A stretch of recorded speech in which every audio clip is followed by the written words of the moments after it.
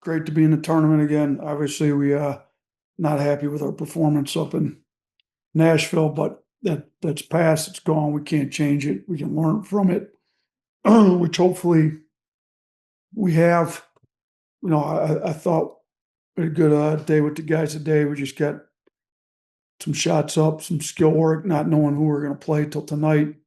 We didn't want to have a full out practice till we had a day opponent and all that. So love the Friday in Tampa draw. Hofstra's good. I can't say I love the draw. I think obviously they very good guards. They had Strata, who took us to a Final Four.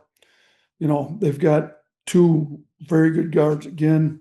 Kid Cruz Davis, one of the best mid-major guards in the country. I watched their championship game against Monmouth. I think Speedy Claxton's one of the better mid-major coaches in the country. I'm sure he'll be brought up this offseason, the next one, for jobs to move up. He's done an unbelievable job. He does a really good job getting good players in there and developing them.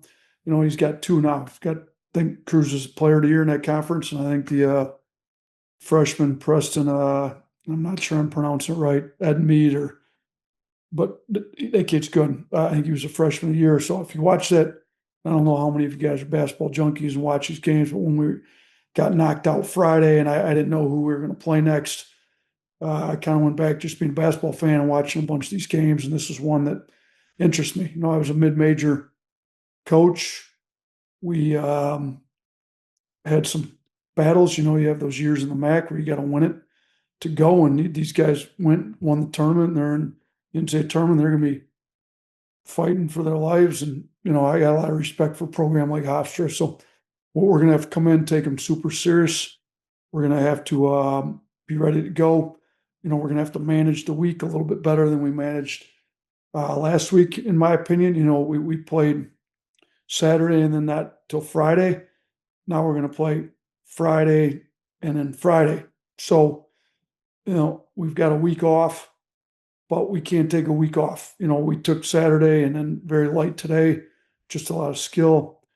Tomorrow we're going to have to get after it a lot more than what we've done last week. We need the guys sharp. We need them to be able to play.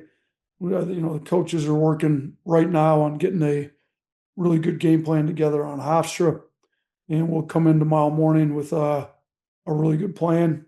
And it's going to be tough. They got a really good backcourt, and I got to I haven't watched a ton. They gave me a brief. Our staff was good. They had done a brief scouting report on the potential 13 seeds. Hofstra was one of them.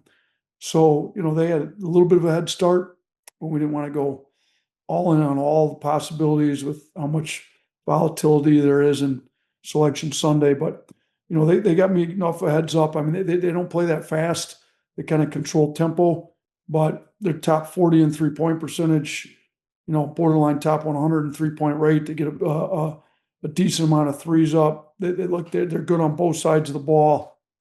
Top 100 in offense and defensive adjusted efficiency on KenPom. So, shoot, their effective field goal percentage is borderline top 50 on defense. It's hard to do that at that level. So their 2-point percentage defense pretty good too. So I mean, it's this is a good team. I mean, they're third in the country in 2-point percentage defense. So their effective field goal percentage is top 10. My fault. So I'm looking at it right now.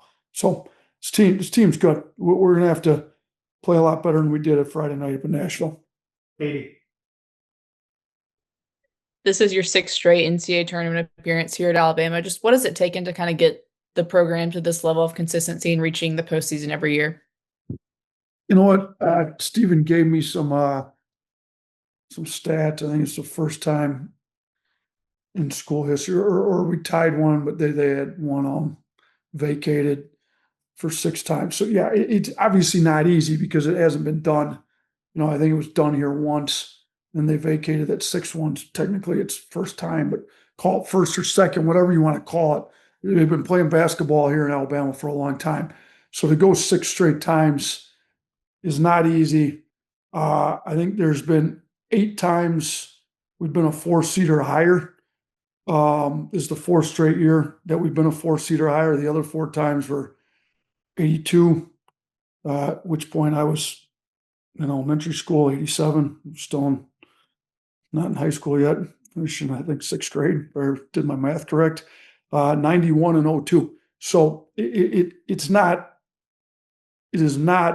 easy to do what we've done. Having said that, I, I didn't plan on being a four seed this year. Our players didn't plan on it. Our plan was to win the SEC regular season tournament. So to me, it's been a little bit of a disappointment at this point. Now we can make up a lot of excuses for why we didn't have the year we wanted to have, and we did, and some of them are legitimate reasons with the injuries and whatnot and all this other stuff. At the end of the day, we didn't win enough games for what we expect to win around here, but we can fix all that here over the next 2 weeks if we lock in and play well. So yeah, while the program's to heights that we wanted to get it to and that it hadn't been here in a while, we got to make a run. So, and you don't make a run looking at who's, in Chicago. Like you got to worry about who's in Tampa. And who's in Tampa is Hofstra. And then I don't want the players thinking about anything but Hofstra until Friday night. And then if we do what we're supposed to against Hofstra, then the staffs, we've got two separate guys working on Texas Tech and Akron right now, and they're both really good. So we got to take them one at a time. We got to get back to the Sweet 16. We're going to have our hands full at that point, and then we got to try to make a run. But yeah, the program's at a very good place. You got to get good players. We've had really good stuff. Shoot, to be honest with you, you talk about, us being six straight NCAA tournaments, which, they haven't done here at Alabama. Well, Brian Hodgson had a lot to do with it. He's in the NCAA tournament at an 11 seed, did a great job. Antoine Petway, huge part of it. He's in the NCAA tournament for the second time in school history. One of the best guys in the business. So Charlie Henry played in the finals, at Georgia Southern, Panona 21 season. We've had some very good coaches that have gone on and done very well using a very similar system, tweaking it obviously to their personnel every year. But, you got to give a lot of credit to the staff, the players, Preston, who's done an unbelievable job getting this roster together. Fleming and BA done a great job coaching them. And I, give our players a ton of credit this year for fighting through the adversity that they did. We're all disappointed with our display Friday, but I think we're all mentally tough enough to learn from it, move on, and we'll be ready to go on Friday. Hunter. Yeah, just what's the process of instilling a win or go home mindset with this year's team? Yeah, I mean, I guess technically it wasn't Friday because we knew we had already made the NCAA tournament. Where Ole Miss it was win or go home because they had to win the SEC tournament. But I would have liked to have seen us play with a win or go home mentality in Nashville, and I don't think we got the pop, effort, energy we needed on Friday, particularly in the first half, and even the first 10 minutes of the second half. So how do we establish it? Like, I think, one, they got to realize it's it. It's the last, you don't play well, you're done. So I don't want pressure with that kind of mindset. I think there's a confidence that comes from being prepared and knowing that you put a lot of work into the season. But yeah, like guys, like when you play hard and lose yourself in the game, the offense comes easy. And we're going to reference some of these runs we've made here in the past. I mean, you go back to that run we made 2 years ago to the Final Four, and you go back up to Spokane. We ended up taking care of Charleston pretty well, but I believe we were a 4 seed then. That was the 13. We ended up playing Grand Canyon as a 12 seed in the second round, and they had a lead with 6 minutes to go in the game, if I recall correctly. So not a huge difference between a 12 and a 13. And if you don't take these teams seriously, I was a 13 seed at Buffalo. Our third year there, second time we went to the tournament, we were 13 seed, and I thought we were maybe a little better than the 13, and Hofstra probably feels the same way. And we ended up getting matched up against Arizona. who I thought was a lot better than a 4 seed.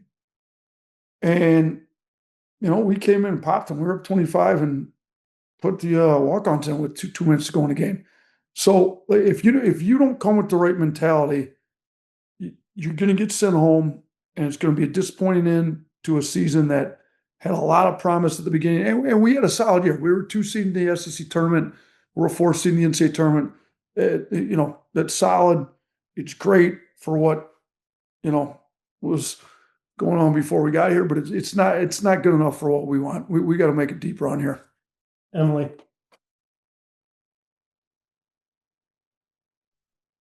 Was there any part of you that was hoping that Alabama would maybe get sent to Buffalo, or are you happy with Tampa?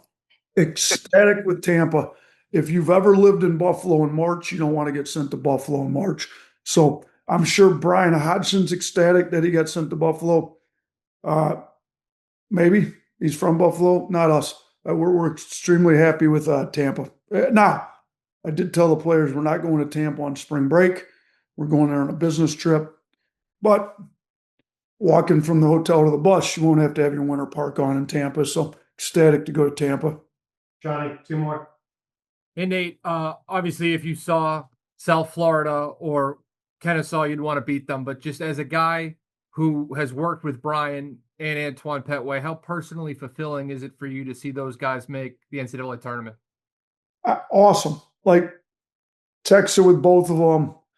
Talked to Petway today, just first time he's been a head coach in the NCAA tournament, how to approach it with his guys. Like, listen, I can't tell you, we had a very disappointing end to our conference tournament. And the job I did as a head coach wasn't good enough. I didn't have our guys prepared enough. We didn't play well. I need to make sure I do a lot better job this week than I did last week. But man, it sure felt good to see those two guys go win their conference tournaments. Kind of, and we've been there at Buffalo, you're mid-major, and you got to win it to go. And, Brian's done an unbelievable job to be an 11 seed, and that conference wasn't, he wasn't able to get, he does a great job scheduling non-conference. He takes our scheduling philosophy, plays anybody, anywhere, anytime, and did a great job. But the conference within itself didn't afford him that many quad one games. So for him to get an 11 seed coming out of that league this year, he did really well. And Petway, that's only the second time in school history there at Kennesaw they've ever made it. So, man, I was first time since they've been in Conference USA. So I think the world of those guys. They both helped recruit great rosters here. Shoot, that their last year they were with us, we were the number 1 overall seed. So they left this program in great shape. And Preston's coming here and done an unbelievable job keeping the roster. Shoot, we never made a Final Four before he got here. We were the only team in the country to play in a Final Four and an Elite Eight the last 2 years. So, Brian Petway left and Preston came in, and we've kept this thing at a very high level. Theodore, last one. Saw a New York Post piece where Speedy Claxton was talking about helping Aaron throughout the process, sitting in on calls, all that. Did you talk to him at all? And then if not, just what have you heard from him, whether from Aaron or from anyone else, just as a coach? Did I talk to Speedy during the process of getting Aaron? Is that the question? Yeah. Yeah, no, for sure I did. I think I've got a ton of respect for Speedy because if I was still at Buffalo or mid-major, I think his approach to how he's handled his program is how I think it should be in today's day and age. He understood, he did extremely well with his, Estrada, and there was money to be had out there, and Aaron was a potential NBA player, and he's been on G League, played well, right on the cusp of making it in the NBA. And Speedy, being a former NBA guy, knew what was best for Aaron was to go play at a high major place that fit how Aaron played. So Speedy wasn't trying to hold him up. We had something a lot different with Grant Nelson. It was like the opposite approach up there. Speedy, to me, it's going to be real easy for Speedy to keep recruiting these really good guards, and he's got it right now. He's got 2 unbelievable good guards, but he develops them, I hope it would be the way that I would do it. It's the way that I would think that I would try to do it. It's the way I tried to be in high school. college. Like, you just do right by your guys at every step of the way. It's what I did with Bediako. You do right by your players every step of the way, and it works itself out. I think Speedy's one of those guys, former player, that does right by his players, builds a real genuine relationship with them. Estrada's very close to him to this day, and Speedy looked out for Aaron. It is what was best for Aaron for his last year at college. Spoke super highly of Aaron, was very complimentary, helped us, whatever info we needed, gave him his blessing. Some of these guys are doing it that way because the money's so much different at a place, at like some of these places than it is, in the SEC, Big 10, Big 12, ACC, Big East, whatever it is. But look, man, I love Speedy. I think he's a great coach. I think he's all about the players. I've got the utmost respect for him. So yes, I talked to him. I have stayed in touch with Estrada. I have not reached out to him since we got the draw. Hopefully Aaron be able to make it to Tampa and watch. I don't know if he can. It was pretty cool when some of our other guys have come back at various times. Jordan Bruner was in Tuscaloosa for a game against Yale, which was pretty cool. So I don't know if Aaron will be able to come to the game or not, but I'm sure he'll be watching it from wherever he's at. Thank you, Coach. Thanks, everyone. All right, thanks. Appreciate you guys.